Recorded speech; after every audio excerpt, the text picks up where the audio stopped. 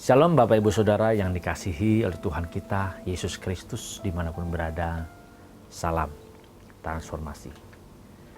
Ketika kita mempelajari kehidupan Tuhan kita Yesus Kristus, di mana dia mengalahkan musuh, dia berjuang memenangkan pertandingan dengan musuh, dia berjuang mengalahkan segala tipu daya musuh, hingga pada akhirnya dia mati di kayu salib. Yang orang lihat kematian di kayu salib sebagai suatu kekalahan. Tetapi orang tidak pernah melihat bahwa kematiannya di kayu salib sebuah kemenangan. Justru iblis, Lucifer dan pengikut-pengikutnya, dia menyadari betul kematian Tuhan Yesus di kayu salib itu adalah kekalahan bagi mereka. Iblis berusaha menghindarkan Yesus dari penderitaan. Dengan cara apa? Dengan menawarkan segala harta kekayaan dunia, menawarkan kerajaan dan keindahan dunia, berusaha menghindarkan Yesus dari penderitaan, supaya Yesus tidak disiksa, supaya Yesus tidak dicambuk. Itu yang ditawarkan musuh, supaya Yesus terhindar, sehingga tidak mengalami penderitaan. Sehingga hidup Yesus tidak menderita. Itu yang ditakutkan oleh musuh. Tetapi apa yang dilakukan oleh Yesus? Dia punya integritas bahwa dia harus menyelesaikan tugas yang Bapa berikan. Dia harus bisa memenangkan pertandingannya. Dia harus bisa membuktikan bahwa Lucifer dan pengikut-pengikutnya itu salah. Dia membuktikan bahwa Lucifer dan pengikut-pengikutnya salah, yaitu dengan dia taat terhadap segala perintah Bapa. Dia menyelesaikan tugas-tugas yang Bapa berikan. Itulah yang bisa mengalahkannya. Perangkap-perangkap daripada Lucifer dan pengikutnya adalah berusaha supaya Yesus terhindar dari penderitaan di bumi. Tetapi Yesus memilih untuk menderita di bumi. Bagaimana dengan kehidupan kita saat ini? Bagaimana dengan kehidupan orang-orang percaya pada saat ini yang percaya Yesus sebagai Tuhan dan Juru Selamat? Ternyata tidak sedikit banyak orang menawarkan kekristenan. Menjadi orang Kristen maka dia akan sukses. Menjadi orang Kristen kalau dia percaya Yesus sebagai Tuhan dan Juru Selamat, hutang-hutangnya lunas. Menjadi orang Kristen kalau percaya Yesus sebagai Tuhan dan Juru Selamat maka dia akan disembuhkan dari segala sakit penyakitnya. Menjadi orang Kristen kalau dia percaya Tuhan Yesus Kristus maka dia akan bebas dari penderitaan. Menjadi orang Kristen percaya Tuhan Yesus Kristus maka dia bebas dari penderitaan, dia bisa sukses, karirnya yang mandek dia bisa naik, yang tidak punya uang dia bisa diberkati, yang usahanya gagal dia bisa diberkati, berhasil. Tidak sedikit justru orang percaya pada saat ini takut untuk menderita.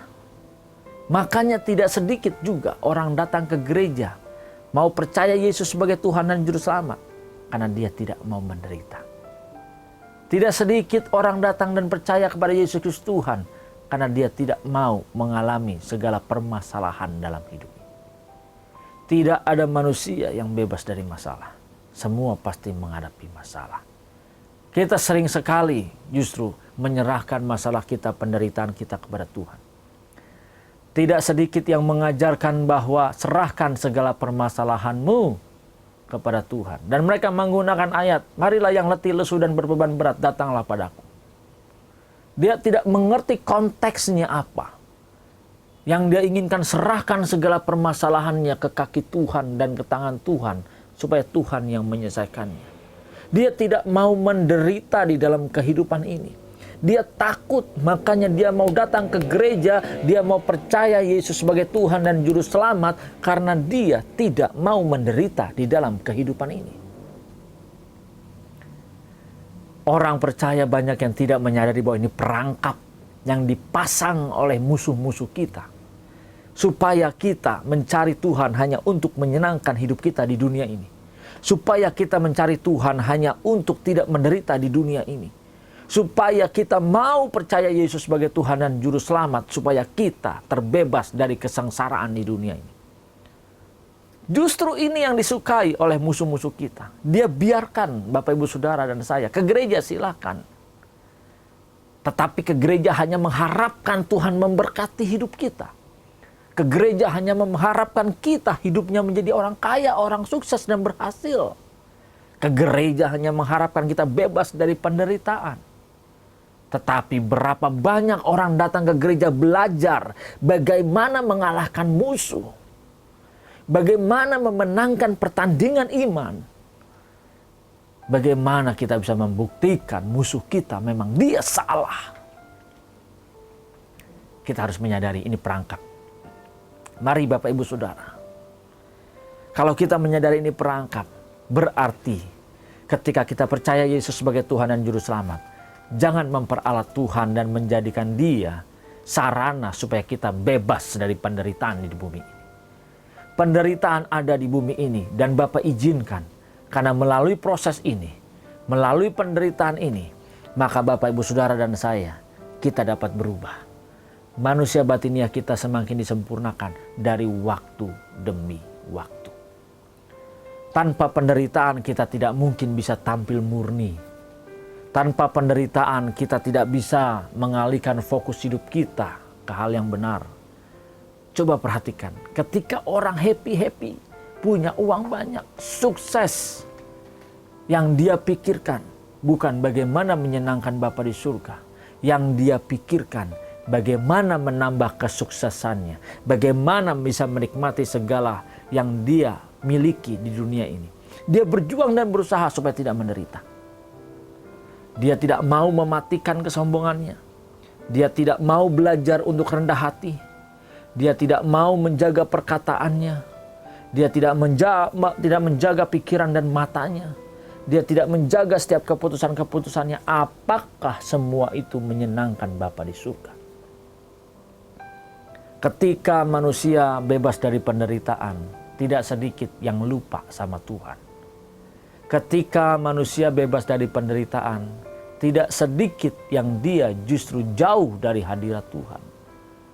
Tetapi berapa banyak ketika orang mengalami masalah, ketika dia sedang berada di ruang ICU, ketika dia sedang mengalami sakit yang tidak kunjung sembuh, ketika dia terlilit dengan hutang, ketika dia menghadapi masalah-masalah, justru dia berusaha dan berjuang mencari Tuhan. Berarti dia hanya mengharapkan Tuhan menolong dia untuk membebaskannya dari segala penderitaan. Padahal melalui proses masalah itu, diharapkan dia bisa mengutamakan Tuhan dalam hidupnya, bukan mengutamakan dirinya sendiri. Inilah perangkap-perangkap yang dipasang oleh musuh kita. Kita harus menyadari betul, kalau memang kita masih menderita, berarti Bapa sayang sama kita. Kalau kita masih menghadapi masalah dan tantangan, berarti Bapa sayang sama kita. Inilah sarananya, inilah prosesnya. Kita harus bisa mengikis, mematikan segala kenikmatan dunia yang kita nikmati sekarang ini. Segala kesombongan, segala kecongkakan, mulut kita yang sembarangan, mata kita yang sembarangan, pikiran kita yang liar, kita bisa mengarahkan ke arah yang benar hanya karena kita mengalami semua masalah ini. Jangan gunakan nama Tuhan untuk membebaskan kita dari penderitaan. Tapi kita harus mengerti apa maksud Tuhan untuk kita bisa terbebas dari penderitaan ini. Supaya kita bisa mengatasinya, mengalahkan segala penderitaan itu. Bukan penderitaannya, bukan masalahnya. Karena masalah bukanlah masalah. Yang menjadi masalah adalah cara Bapak Ibu Saudara menghadapi masalah tersebut. Tuhan Yesus Kristus memberkati. Salam transformasi.